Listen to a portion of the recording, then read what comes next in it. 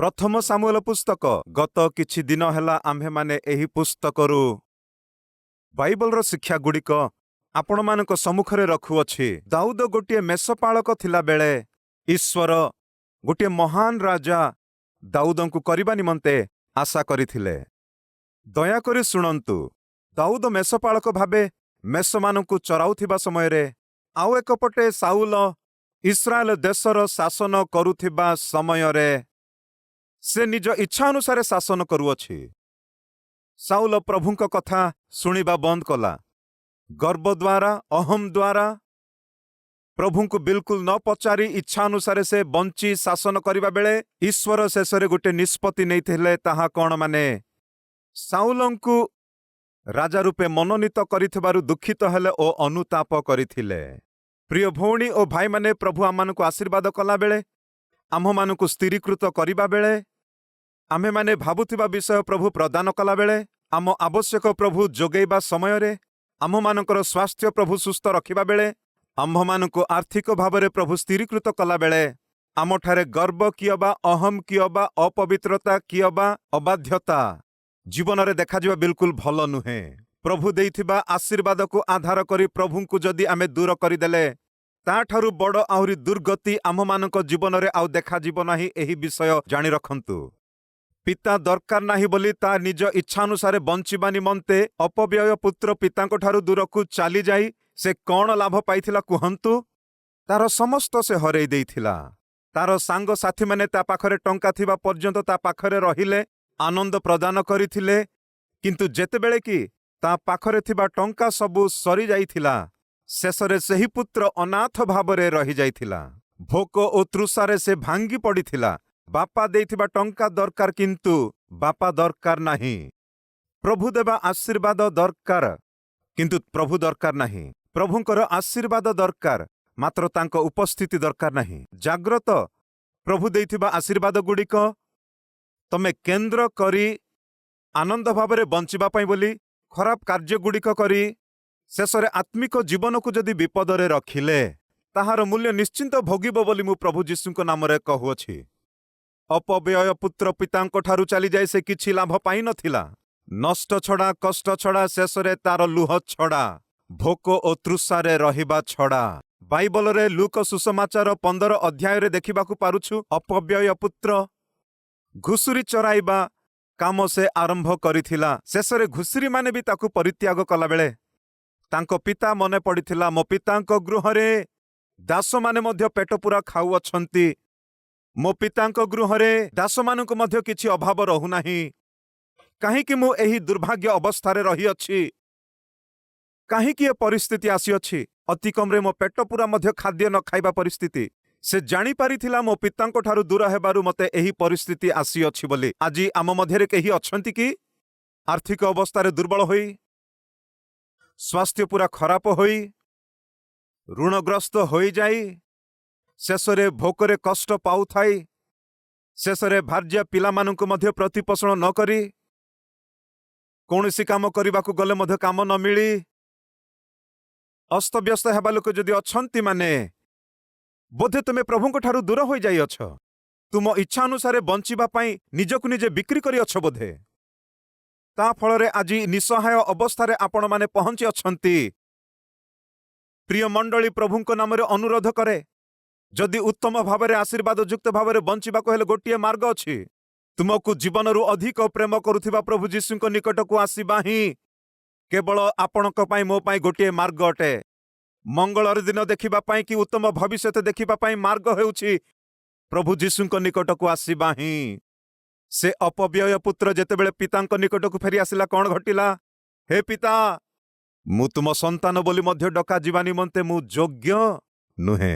मु तम घरे चाकर भावरे रहिबि आज्ञा, मते ग्रहण कर बापा। एपरि कहिबि बोली से पितांक गृहकु से जेबे फेरी आसीथिला तांकु बहु दूररु देखिथिला पुणी आज्ञा। तार अर्थ जान कि केतेबेले हजि जाइथिबा संतान फेरी आसीबो बोली से प्रेममय पिता तांकरी अपव्यय पुत्रकु से प्रेमरे चाहि बसी अछंती। आजि प्रभुंक ठारु दूरे बंचुथिबा भौणी ओ भाई माने कौन तुमको आजि प्रभुंक ठारु दूर करिछि? सेदिन अपव्यय पुत्रकु पितांक ठारु कौन दूर करिथिला जानंती कि? यौवनकालीन इच्छा, ଯୌବନ ବୟସର ସାଙ୍ଗମାନେ, ହସ କୌତୁକର ଜୀବନ, ପାପର କ୍ଷଣିକ ଉପଭୋଗ, ଅନାବଶ୍ୟକର ଅଭ୍ୟାସଗୁଡ଼ାକ ସେଦିନ ପିତାଙ୍କଠାରୁ ତାଙ୍କୁ ଦୂର କରିଦେଇଥିଲା। ମିତ୍ରମାନେ ସବୁ କିଛି ବୋଲି ଭାବୁଥିଲା। ଯୌବନ ବୟସରେ ଆନନ୍ଦ ଭାବରେ ବଞ୍ଚିବା ହିଁ ଅତି ଉତ୍ତମ ଭାବୁଥିଲା। ଭାଇ ଓ ଭଉଣୀମାନେ ଦୟାକରି ଶୁଣନ୍ତୁ। ଆପଣମାନେ 15-16 ବର୍ଷକୁ ଆସିଗଲେ କି? ଏହି 15 ବର୍ଷ ପରେ 25 ବର୍ଷ ମଧ୍ୟରେ ବହୁତ ମୂଲ୍ୟବାନର ଏକ ଜୀବନ ଅଟେ। ଏହି 10 ବର୍ଷ ଯଦି ଆପଣ ଜାଗ୍ରତରେ ରହିଲେ, ଅବଶିଷ୍ଟ 80 ବର୍ଷ ଆପଣମାନେ ଆଶୀର୍ବାଦ ଦେଖିପାରିବେ। ଏହି 10 ବର୍ଷ ପାଠପଢ଼ାକୁ ପାଖରେ ରଖିଦେଇ, ଦାୟିତ୍ୱକୁ ପାଖରେ ରଖିଦେଇ ଯଦି ହସ ଖୁସିରେ ବଞ୍ଚୁଅଛନ୍ତି, ପାପର କ୍ଷଣିକ ସୁଖଭୋଗକୁ ଯଦି ଆପଣମାନେ ଅଭ୍ୟାସ ହୋଇଛନ୍ତି, ମାନେ 80 ବର୍ଷ, ଅବଶିଷ୍ଟ 80 ବର୍ଷ କାନ୍ଦିବାକୁ ପଡ଼ିବ। ବିଶେଷ କରି 15, 16, 17, 18, 19, 20, 21 ଏହି 6 ବର୍ଷ ବହୁତ ମୂଲ୍ୟବାନର ସମୟ। ସେହି ସମୟରେ ବହୁତ ବିପଦପୂର୍ଣ୍ଣ ସମୟ ଅଟେ। ଏହି 6 ବର୍ଷରେ ତୁମ ଜୀବନ ବିନାଶ ହେଲେ ହେଇଯିବ, ନହେଲେ ଏହି 6 ବର୍ଷରେ ଯଦି ଆପଣ ଜୀବନକୁ ଜାଗ୍ରତରେ ରକ୍ଷା କଲେ, ଅବଶିଷ୍ଟ 80 ବର୍ଷ ତୁମ ଜୀବନରେ ଆଶୀର୍ବାଦ ଯୁକ୍ତ ହୋଇଯିବ। ସେଥିପାଇଁ ଭଉଣୀ ଓ ଭାଇମାନେ, ଯୌବନ ଜୀବନକୁ ବିନଷ୍ଟ କର ନାହିଁ। ଯୌବନ କାଳର ଇଚ୍ଛାରେ ତୁମ୍ଭେମାନେ ପଡ଼ି ଭବିଷ୍ୟତକୁ ବିନଷ୍ଟ ନ କର ବୋଲି। ସେହିପରି ଅନାବଶ୍ୟକର ମିତ୍ର ଓ ସ୍ନେହକୁ, ପାପିଷ୍ଟ ପ୍ରେମର ବ୍ୟବହାର ଓ ପାଗଳ ପରି ବ୍ୟବହାରକୁ ଆପଣଙ୍କୁ ବିକ୍ରି କରନି ବୋଲି ପ୍ରଭୁଙ୍କ ନାମରେ ଅନୁରୋଧ କରେ। ଯୌବନ କାଳର ଅଭିଳାଷ ଇଚ୍ଛାକୁ ସେ ଆପଣଙ୍କୁ ବିକ୍ରି କରିଥିବା ଅପବ୍ୟୟ ପୁତ୍ର ସେ ଜୀବନରେ କିଛି ଲାଭ କରିପାରିନଥିଲା। ସବୁ ହରେଇ ଦେଲା ଓ ସର୍ବନାଶ କରିଦେଇଥିଲା। ଶେଷରେ ପିତା ହିଁ ଆଶ୍ରୟ ହେଲେ। ଯେତେବେଳେ ଫେରି ଆସିଲା, ପିତା କ'ଣ କଲେ ଜାଣ କି? ସେ ଦୌଡ଼ି ଯାଇ ତା ଘରକୁ ଫେରି ଆସୁଥିବା ଅପବ୍ୟୟ ପୁତ୍ରକୁ ଆଲିଙ୍ଗନ କରି ଓ ତାହାକୁ ଚୁମ୍ବନ ଦେଇ ତାଙ୍କୁ ପ୍ରେମରେ ଗୃହକୁ ଆଣି ସ୍ନାନ କର ବୋଲି କହି, ତାଙ୍କୁ ନୂତନ ବସ୍ତ୍ର ଦେଇ, ହାତରେ ଗୋଟିଏ ମୁଦିଟି ଦେଇ କ'ଣ କହିଲେ ଜାଣ କି? ମୋ ପୁଅ ମରିଥିଲା ଆଉ ବଞ୍ଚିଲା, ମୋ ପୁଅ ହଜି ଯାଇଥିଲା ପୁଣି ମିଳିଲା। ବର୍ତ୍ତମାନ ଏହି ପୁତ୍ର ମୋହର ପୁତ୍ର ହିଁ ନୁହଁ, ସେ ରାଜପୁତ୍ର। ମୋ ସର୍ବସ୍ୱ ଉପରେ ସେ ରାଜପୁତ୍ର ବୋଲି ପିତା ତାହା ପାଖରେ ଥିବା ସବୁ କିଛି ପୁତ୍ରଙ୍କୁ ଦେଇଥିଲା। ପ୍ରିୟ ଭଉଣୀ ଓ ଭାଇମାନେ, ବୁଝନ୍ତୁ, ତମେ କେତେ ପତନ ହେଲେ କି, କେତେ ଖରାପ ହେଇଗଲେ କି, କେତେ ପ୍ରଭୁଙ୍କ ଠାରୁ ଦୂରେଇ ଗଲେ, ତୁମକୁ ପ୍ରେମ କରିବା ପ୍ରଭୁ ଅଛନ୍ତି। ତମେ ଫେରି ଆସିଲେ ଗ୍ରହଣ କରିବା ପାଇଁ ପ୍ରଭୁ ଅଛନ୍ତି। ଆଶୀର୍ବାଦ କରିବା ପ୍ରଭୁ ଅଛନ୍ତି। ତୁମକୁ ଅନେକଙ୍କ ନିମନ୍ତେ ଆଶୀର୍ବାଦ ଯୁକ୍ତ କରିବା ପ୍ରଭୁ ଅଛନ୍ତି। ସେ ମୋ ପ୍ରଭୁ ଯୀଶୁ ଖ୍ରୀଷ୍ଟ। ଫେରି ଆସ। କେଉଁ ମନ୍ଦ ଅଭ୍ୟାସକୁ ତୁମେ ଦାସ ହେଲେ କି, କେଉଁ ମନ୍ଦ କାର୍ଯ୍ୟରେ ତୁମେ ଦାସ କି ବନ୍ଦୀ ହୋଇଗଲେ ବି, ପ୍ରଭୁ ଯୀଶୁ ଖ୍ରୀଷ୍ଟଙ୍କ ନିକଟକୁ ଯଦି ଆସିଲେ, ସେ ଭଲ କରିବେ, ଭବିଷ୍ୟତ ପ୍ରଦାନ କରିବେ।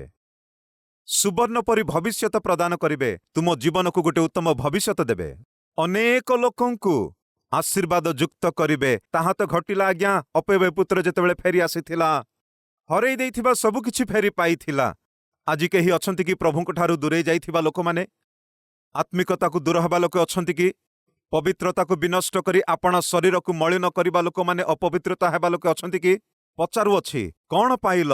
ସନ୍ତୋଷକୁ ହରେଇ ଦେଇଅଛ, ସୁସମ୍ପର୍କ ତମେ ହରେଇ ଦେଇଅଛ, ଶେଷରେ ତୁମ ଜୀବନକୁ ବିନଷ୍ଟ କରିଦେଇଅଛ। ତଥାପି ପ୍ରଭୁ ତୁମକୁ ପ୍ରେମ କରନ୍ତି। ତମେ ଗୋଟିଏ କାମ କରିବାକୁ ହେବ। ପ୍ରଭୁଙ୍କ ନିକଟକୁ ଆସିଲେ ଯଥେଷ୍ଟ। ପ୍ରଭୁ ତୁମକୁ ଗ୍ରହଣ କରିବା ପାଇଁ ସେ ପ୍ରସ୍ତୁତ ଅଛନ୍ତି। ଆଶୀର୍ବାଦ କରିବା ନିମନ୍ତେ ସାମର୍ଥ୍ୟରେ ସେ ଅଛନ୍ତି। ଆପଣମାନେ ଫେରି ଆସିବେ କି ଆଜି ପ୍ରଭୁଙ୍କ ନିକଟକୁ? ପ୍ରଭୁ ସାଉଲଙ୍କୁ ଆଶୀର୍ବାଦ କଲେ ଓ ରାଜା ରୂପେ ମନୋନୀତ କଲେ, କିନ୍ତୁ ପ୍ରଭୁ କରିଥିବା ଆଶୀର୍ବାଦକୁ ସେ ଆଧାର କରି ସେ ଇଚ୍ଛା ଅନୁସାରେ ବଞ୍ଚିବା ଆରମ୍ଭ କଲେ। ଈଶ୍ୱର ଦେଖିଲେ ଓ ସାଉଲଙ୍କୁ ଦେଖି ସେ ବହୁତ ଦୁଃଖିତ ହେଲେ। ପ୍ରଭୁ ସାମୁଏଲଙ୍କୁ ପଠାଇଲେ ଓ ଯିସି ନାମକ ଜଣେ ବ୍ୟକ୍ତିଙ୍କ ଗୃହକୁ ଯାଇ ତାଙ୍କ ପୁତ୍ରଙ୍କୁ ରାଜା ରୂପେ ଅଭିଷେକ କର ବୋଲି ପଠାଇଲେ। ଶୁଣନ୍ତୁ ପ୍ରିୟ ଭଉଣୀ ଓ ଭାଇମାନେ, ଯିସିଙ୍କୁ 7 ପୁତ୍ର ଥିଲେ। ସାମୁଏଲ ଯେବେ ଯାଇଥିଲା, ପ୍ରଥମ ପୁଅ ଆସିଲା। ପ୍ରଭୁ କହିଲେ, ୟାକୁ ମୁଁ ମନୋନୀତ କରିନାହିଁ। ଦ୍ୱିତୀୟ ପୁଅ ଆସିଲା। ପ୍ରଭୁ କହିଲେ, ୟାକୁ ମୁଁ ମନୋନୀତ କରିନାହିଁ। ତୃତୀୟ ପୁଅ ଆସିଲା, ଚତୁର୍ଥ ପୁଅ ଆସିଲା, ପଞ୍ଚମ ପୁଅ ଆସିଲା, ଷଷ୍ଠ ପୁଅ ଆସିଲା। ସମସ୍ତେ ଆସିଗଲେ। କାମଧାମ କିଛି ନ କରିବା ଲୋକେ, କଷ୍ଟ ନ ପଡ଼ିବା ଲୋକମାନେ, ଘରେ ବସି ଖାଇବା ଲୋକମାନେ ସମସ୍ତେ ଆସିଗଲେ। 6 ଜଣ ଆସିବା ବେଳେ ସେମାନଙ୍କ ମଧ୍ୟରୁ କାହାକୁ ମନୋନୀତ ନ କଲା ବେଳେ ଯିଶୁକୁ ସାମୁଏଲ ପଚାରୁଛନ୍ତି, ତୁମର ସମସ୍ତ ପୁତ୍ରଙ୍କୁ ଡାକିଲ କି? तुम संतान मध्य जनकु प्रभु राजा रूपे मनोनीत करिछंती। समस्तंकु डाकिल कि बोली पचारिले। जीसी नामक पिता कहुअछंती शेष पुत्र जणे अछि। किए? गोटे सान पुओ शेष पुत्र अछि। तेबे काहींकि डाकिनाह? से जणे मेषपाळक, मेष चराए। से केमिति राजा हेजिबो? तांकु काहींकि प्रभु राजा रूपे अभिषेक करिबे? भाबिथिला पिता। दयाकरी शुणंतु। जन्म करिबा पिता दाऊदंक ठारे मेषपाळकକୁ देखिथिला। परम पिता ସେହି मेषपाळक जीवनरे एक महाराजा को देखिथिला। मु प्रचार करुथिबा प्रभु तुमठारे एक बड़ व्यक्ति को देखुछंती। मेषपाळक मो पुओ बोली कहिले। प्रभु कहिले मेषपाळक मात्र से मो हस्तरे पड़ी से महाराजा हेबाकु जाउअछंती बोली कही ईश्वर कौन करुअछंती? सामुएलंक द्वारा दाऊदंकु अभिषेक करिथिले। दाऊदंकु कौन हैला? अभिषिक्त हैला। कौन पाए अभिषेक करा जाइथिला? इस्राएल देश शासन करिबा निमंते अभिषेक करा जाइथिला। सेतेबेले बयस केते? प्राय 16 और 17 बयस तार थिला। काहींकि ए सबु मु आपनकु कहुअछि माने संपूर्ण रूपे तुम मनरे दाऊदंक जीवन रेजिस्टर हेबा दरकार। गोटे मेषपाळकକୁ प्रभु की प्रकारे राजा करिअछंती जानिबा दरकार। एही राजा करिबा प्रक्रिया रे केते जे परीक्षा गुडाको आसिला आमे जानि रखिबा दरकार। काहींकि माने आम जीवन मध्य प्रभु अनेक उत्तम चिंता रखिछंती। ताकु आमे अधिकार करिबाकु चाहिले कि निजस्व करिबाकु चाहिले आमे सामना करिबाकु थिबा समस्या गुडिक कोन? प्रतिबाधा करुथिबा शत्रु माने किए? तहिरु आमे केमिति जय करिबा एहा शिक्षा करिबा दरकार। एथिपाई एही सबु मु आपनकु वर्णना करि कहुअछि। दाऊदंकु राजा रूपे अभिषेक कला परे राजा भावरे शासन करि न पारी केते जे चेष्टा गुडाक करिथिला शयतान। आपण माने तो शुणिथिबे गत थर। जदि प्रभु तुम पाई एक उन्नत चिंता रखिअछंती से स्थायी को न पहुंचीबा पाई शयतान प्रतिबाधा करिबो। दाऊद राजा हेबा दरकार। राजा न हेबा पाई शयतान साउल द्वारा प्रतिबाधा करिला। केते वर्ष प्रतिबाधा करिला कहंतु? 13 वर्ष प्रतिबाधा करिला। तामाने आपण बुझी पारिले कि तुम जीवन रे ईश्वरंकर इच्छा कौन, उद्देश्य कौन, संकल्प कौन ताहा जेपरि साकार न करे एथिपाई शयतान विभिन्न प्रकार चेष्टा करिबो। तांको इच्छा नुहे तुमे आशीर्वाद पाइबा। तांको इच्छा नुहे तुमे अभिवृद्धि पाइबा। तांको इच्छा नुहे तुमे तुम जीवन रे विजय प्राप्त करिबा। ताको इच्छा नुहे तुम जीवन रे स्थिरीकृत हेबा। ताको इच्छा नुहे तुम जीवन रे तुमे जहाँ चाहुच ताहा पाइबा। सेथिपाई से कौन करिबो माने सर्व प्रकार चेष्टा करिबो काहाकु जणकु व्यवहार करिबो। तुम जीवन रे चाहिबा विषय न पाइबा पाई प्रतिबाधा करिबा पाई। आज बोधे तुम जीवन रे जहाँ साधन करिबा पाई चाहुछ ताहा न करिबा पाई केही जणे प्रतिबाधा देउछि बोधे। कौनसी एक दुष्ट शक्ति प्रतिबाधा दउछि बोधे। एपरि अवस्था तुमे निराश हुओ नाही। तमे जहाँ भाविच करिबा प्रक्रिया रे शयतान विभिन्न प्रकारर प्रतिबंधक और प्रतिबाधा नहीं आसिब। अपमान से नहीं आसिब। सेही सबु देखि तमे भय करिबा दरकार नाही। बाइबल कहे शयतानर प्रतिरोध कर तहिरे से तुम ठारू पलायन करिब। तमे प्रार्थना द्वारा शयतानर सामना कर।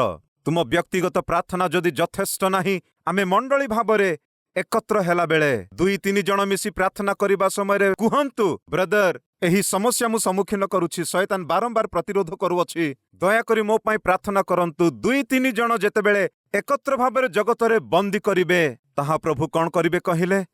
स्वर्गरे से मध्य बंदी करिबे। सेथिपाई मंडली तमे समय अनुसारे मंदिर को आस।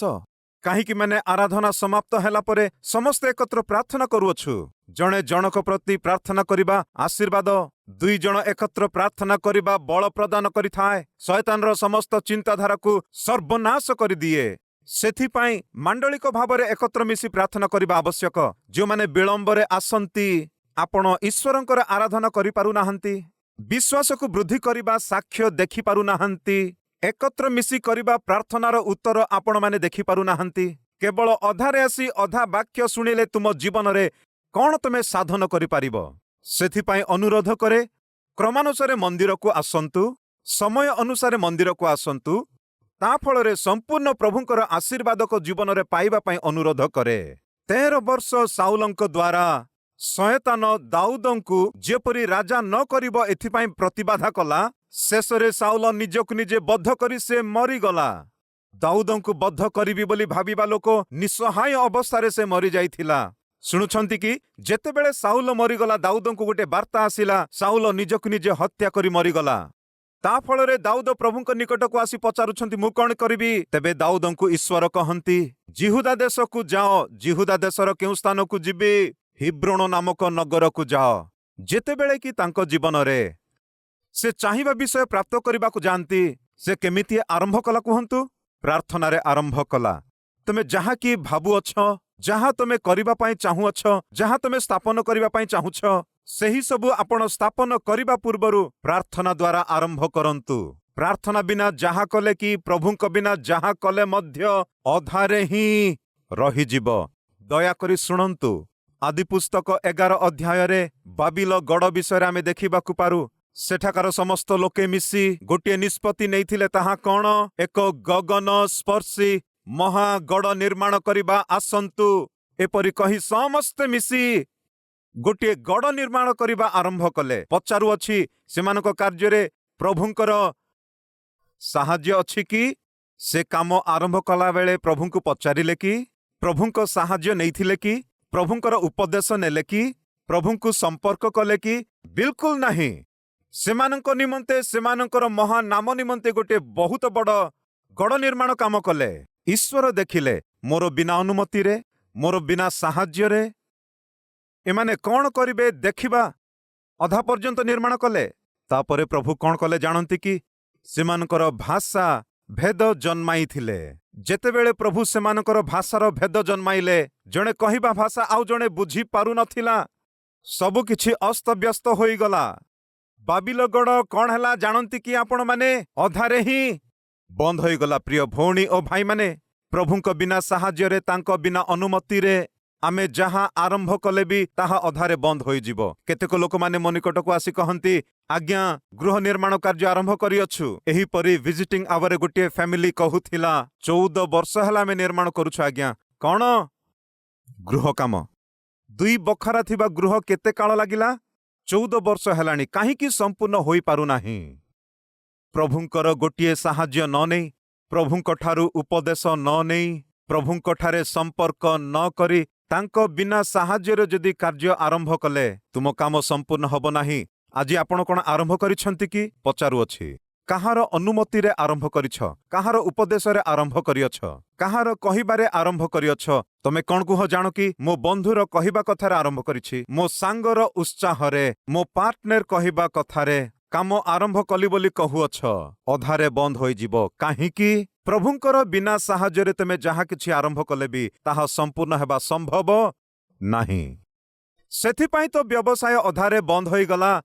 ସେଥିପାଇଁ ତ ତୁମ ଚାକିରି ଅଧାରେ ଚାଲିଗଲା।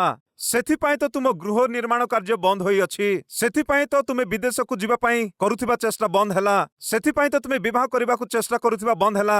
ଆଜି ତୁମ ଜୀବନରେ କାର୍ଯ୍ୟ ଆରମ୍ଭ ହେଲା ମାତ୍ର ପୂର୍ଣ୍ଣ ହୋଇନାହିଁ। କାରଣ କଣ? ମାନେ ତୁମେ ପ୍ରଭୁଙ୍କ ବିନା, ତାଙ୍କରି ସାହାଯ୍ୟ ବିନା ତୁମ କାର୍ଯ୍ୟ ଆରମ୍ଭ କରିଅଛ। ହେ ମଣ୍ଡଳୀ, ପ୍ରତିଦିନ ଈଶ୍ୱରଙ୍କ ସହିତ ଆରମ୍ଭ କର। ପ୍ରତ୍ୟେକ କାର୍ଯ୍ୟ ପ୍ରଭୁଙ୍କ ସହିତ ଆରମ୍ଭ କର। ପ୍ରତ୍ୟେକ ଚେଷ୍ଟା, ପ୍ରତ୍ୟେକ ଯାତ୍ରା ପ୍ରଭୁଙ୍କ ସହିତ ଆରମ୍ଭ କର। ସେତେବେଳେ ତୁମ ପ୍ରତ୍ୟେକ କାର୍ଯ୍ୟ, ପ୍ରତ୍ୟେକ ଯାତ୍ରା, କାର୍ଯ୍ୟ ଓ ଚେଷ୍ଟା ମୋ ପ୍ରଭୁ ଆଶୀର୍ବାଦ କରିବେ। ତୁମ ଜୀବନ ଆଶୀର୍ବାଦ ଯୁକ୍ତ କରିଦେବେ।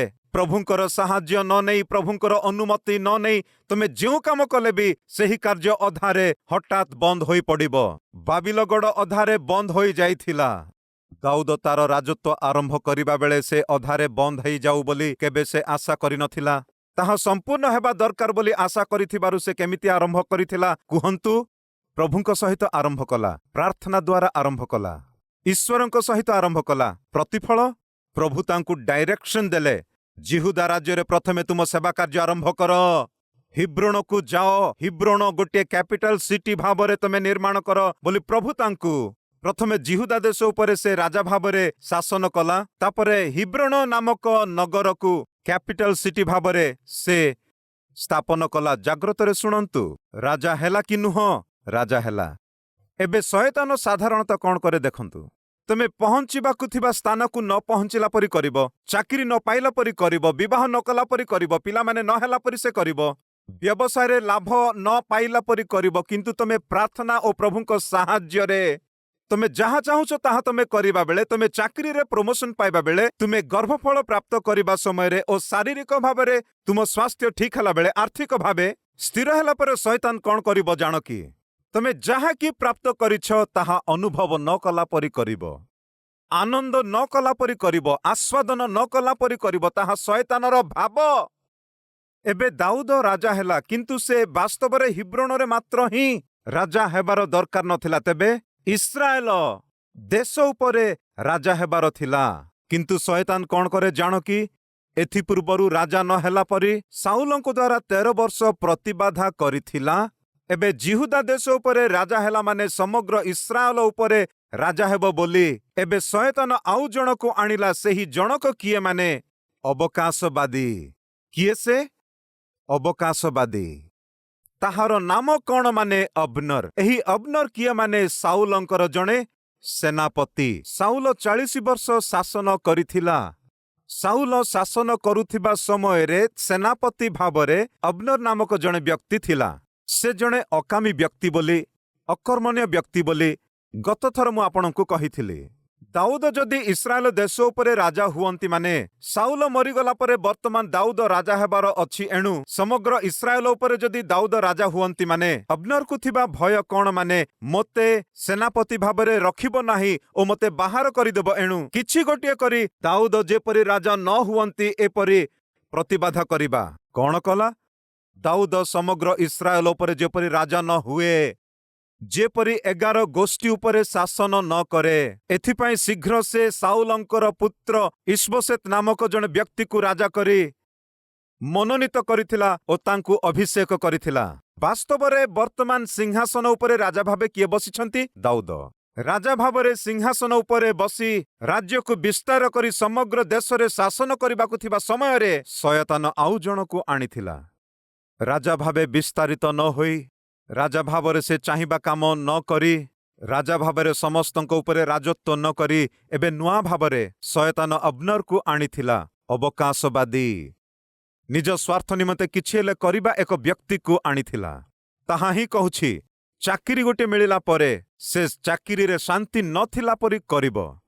ସ୍ୱାସ୍ଥ୍ୟ ଭଲ ହେଲା ପରେ ତମେ ଯେପରି ଆନନ୍ଦ ନ କରିବ ଏପରି କରେ। ତମେ ଗର୍ଭଫଳ ପ୍ରାପ୍ତ କଲା ପରେ ଛୁଆ ପ୍ରତି କୌଣସି ଗୋଟିଏ ରୋଗଟି ଆଣି ତମେ ଦୁଃଖିତ ହେଲା ପରି ସେ କରିବ। ବିବାହ କରିବା ପାଇଁ ଆଶା କଲ, ବିବାହ କରିଲ, ବିବାହ ଘଟିଲା ପରେ ସେ ବିବାହରେ ଶାନ୍ତି, ସମାଧାନ, ଆନନ୍ଦ ନଥିଲା ପରି ବିଭିନ୍ନ ପ୍ରକାରର ସମସ୍ୟା, ଛୋଟ ଛୋଟ ସମସ୍ୟା ଗୁଡ଼ିକ ଆଣିବ। ଏହା କାହିଁକି ଏମିତି ଘଟୁଅଛି? ତାହା ଶୟତାନର ମନ୍ତ୍ରଣା। ତମେ ଆନନ୍ଦରେ ରହିବା ଶୟତାନ ଦେଖିପାରେନି। ତୁମ ଜୀବନରେ ଘଟିଥିବା ଆଶ୍ଚର୍ଯ୍ୟ କାର୍ଯ୍ୟ ଦେଖି ଶୟତାନ ନୀରବ ରହେ ନାହିଁ। ଏଣୁ କୌଣସି ଗୋଟିଏ ମାଧ୍ୟମରେ ପ୍ରଭୁ ଦେଇଥିବା ଆଶୀର୍ବାଦ ଅନୁଭବ ନ କଲା ପରି କରେ। ଦୟାକରି ଶୁଣନ୍ତୁ, ମୁଁ ଆପଣମାନଙ୍କୁ ଭୟଭୀତ କରିବା ପାଇଁ ଚାହେଁନି, କିନ୍ତୁ ଆପଣଙ୍କ ଜୀବନକୁ ଯେପରି ସୁରକ୍ଷା କରି ରଖିବେ ଏହା ମୁଁ ଚାହେଁ। ସେହିପରି ଶୟତାନ ତମେ ଯାହା ପାଇଅଛ ତାହା ଅନୁଭବ ଯେପରି ନ କରିବ, ଏ ଚିନ୍ତା ନେଇ ଅନେକଙ୍କୁ ସେ ବ୍ୟବହାର କଲାବେଳେ, ଶାନ୍ତିବିହୀନ କଲାବେଳେ ନିରୁତ୍ସାହିତ ହୁଅ ନାହିଁ, ଭାଙ୍ଗି ପଡ଼ ନାହିଁ। ପ୍ରତିବାଧା ଦେଖି, ଅପମାନ ଦେଖି, ପ୍ରତିରୋଧ କରିବା ଦେଖି ତମେ ଦୁଃଖିତ ହୁଅ ନାହିଁ। କାହିଁକି? ଏହି ଜଗତରେ ଥିବା ଶୟତାନ ଅପେକ୍ଷା ତୁମ ମଧ୍ୟରେ ଥିବା ପରମେଶ୍ୱର ଅତି ମହାନ ବୋଲିବା ସତ୍ୟ ଭୁଲନ୍ତୁ ନାହିଁ ବୋଲି ପ୍ରଭୁଙ୍କ ନାମରେ ଅନୁରୋଧ କରେ। ଶୟତାନର ମସ୍ତକ ଯୀଶୁଖ୍ରୀଷ୍ଟ କ୍ରୁଶରେ ଖଣ୍ଡନ କରିଦେଇଥିଲେ। ଆପଣ ଦେଖିଛନ୍ତି କି କେତେକ ଥର ଆପଣମାନେ ସର୍ପକୁ ମାରିବା ବେଳେ କେଉଁଠାରେ ମାରନ୍ତି? ମସ୍ତକରେ ମାରିଥାଅ। ସାପକୁ ମାରିବାକୁ ହେଲେ କେଉଁଠାରେ ମାର? ମସ୍ତକରେ ମାରିବା ଦରକାର। ଏପରି ମୁଣ୍ଡରେ ମାରି ତାର ମସ୍ତକକୁ କ୍ଷତ କଲେ ବି ଲାଞ୍ଜ ମାତ୍ର ହଲୁଥାଏ। ଦେଖିଛନ୍ତି କି? ଲାଞ୍ଜ ମାତ୍ର ହଲୁଥିବ।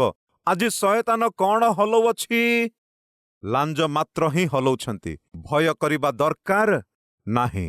ସେ ଅଳ୍ପ ସମୟ ପାଇଁ ବିଜୟ ପ୍ରାପ୍ତ କଲା ପରି ଦେଖାଯିବ, ମାତ୍ର ସେ ସମ୍ପୂର୍ଣ୍ଣ ବିଜୟ ପ୍ରାପ୍ତ କରିବା ତା ଦ୍ୱାରା ସମ୍ଭବ ନାହିଁ। କାହିଁକି? ମାନେ ତୁମ ମଧ୍ୟରେ ଥିବା ଈଶ୍ୱରଙ୍କୁ ସମ୍ମୁଖୀନ କରିବା ତା ଦ୍ୱାରା ସମ୍ଭବ ନାହିଁ।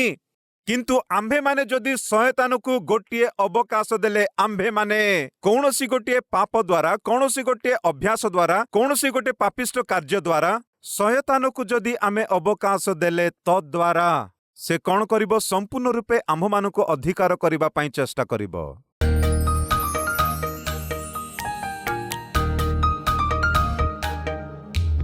हे महापवित्र प्रेममय पिता, अति स्पष्ट प्राञ्जल भाବରେ ଆମ ସହିତ କଥା ହୋଇ ଶ୍ରେଷ୍ଠକର ବାକ୍ୟ ଦ୍ୱାରା ଆମକୁ ଦର୍ଶନ ଦେଇଥିବାରୁ ଧନ୍ୟବାଦ। ପ୍ରଚାରିତ ବାକ୍ୟକୁ ଫଳପ୍ରଦ କର ବାପା। ବାପା ପୁଅଠାରେ ଗୋଟିଏ ମେଷପାଳକକୁ ଦେଖିଲା, ସେହି ପୁଅଠାରେ ତୁମେ ମହାନ ରାଜାକୁ ତୁମେ ଦେଖିଲ ବାପା। ଆଜି ଆମ ଜୀବନରେ କେଉଁ ପରିସ୍ଥିତିରେ ଥିଲେ ବି ତୁମେ କିପରି ଆମ୍ଭମାନଙ୍କୁ ଦେଖୁଅଛ, ଆମ ପିଲାମାନଙ୍କୁ ଦେଖୁଅଛ, ଆମ କୁଟୁମ୍ବକୁ ଦେଖୁଛ ବାପା, ତାହା ଆମେ ଜାଣିପାରି ତଦନୁସାରେ ଆମେ ବଞ୍ଚିବା ପାଇଁ ଆମମାନଙ୍କୁ ଅନୁଗ୍ରହ ପ୍ରଦାନ କର। ଆମ ଜୀବନରେ ତୁମେ ଥିଲେ ହିଁ ଆଶୀର୍ବାଦ। ଆମେ ତୁମଠାରୁ ଯଦି ଦୂର ହେଇଗଲେ ଆମ ଜୀବନ ବିନାଶ ହେଇଯିବ ପ୍ରଭୁ। ଆମେ କେଉଁ କାମ କଲେ ମଧ୍ୟ ତୁମ ସହିତ ଆରମ୍ଭ କରିବା ଦରକାର। ତୁମେ ନଥିବା କାର୍ଯ୍ୟ, ତୁମେ ନଥିବା ଆରମ୍ଭ ବାପା ସବୁ ଅଧାରେ ବନ୍ଦ ହୋଇଯିବ। ପ୍ରଭୁ ଆମକୁ ତୁମେ ଦରକାର। ପ୍ରଭୁ ତୁମେ ଆସିବା ଦରକାର। ଆମ ପ୍ରତ୍ୟେକ ପ୍ରାରମ୍ଭରେ ତୁମେ ରହିବା ଦରକାର। ହେ ପିତା, ଅବନର ପରି ଲୋକ ଆମମାନଙ୍କ ଜୀବନରେ ଅନେକ ସମୟରେ ସେମାନେ ଦେଖା ଦେଇଥାନ୍ତି। ହେ ପିତା, ଆମେ ଯେପରି ସେମାନଙ୍କ ଫାନ୍ଦରେ ନ ପଡୁ ସାହାଯ୍ୟ କର। ସେମାନେ ଯେପରି ଆମ ଜୀବନକୁ ନ ଆସିବେ ଏଥିପାଇଁ ସାହାଯ୍ୟ କର। ଆମକୁ ବେଷ୍ଟନ କର ପ୍ରଭୁ। ଯାହା ତମେ ଆମକୁ ଦେବାକୁ ଚାହୁଁଛ ତାହା ଆମେ ନିଜସ୍ୱ କରି, ତାହା ଆମେ ଅଧିକାର କରି ଆନନ୍ଦ କରିବା ପର୍ଯ୍ୟନ୍ତ ଆମକୁ ପରିତ୍ୟାଗ କରନି ପ୍ରଭୁ। ଆମ ସହବର୍ତ୍ତୀ ରୁହ ବୋଲି ପ୍ରଭୁ ଯୀଶୁ ଖ୍ରୀଷ୍ଟଙ୍କ ନାମରେ ପ୍ରାର୍ଥନା କଲୁ ପିତା, ଆମେନ୍।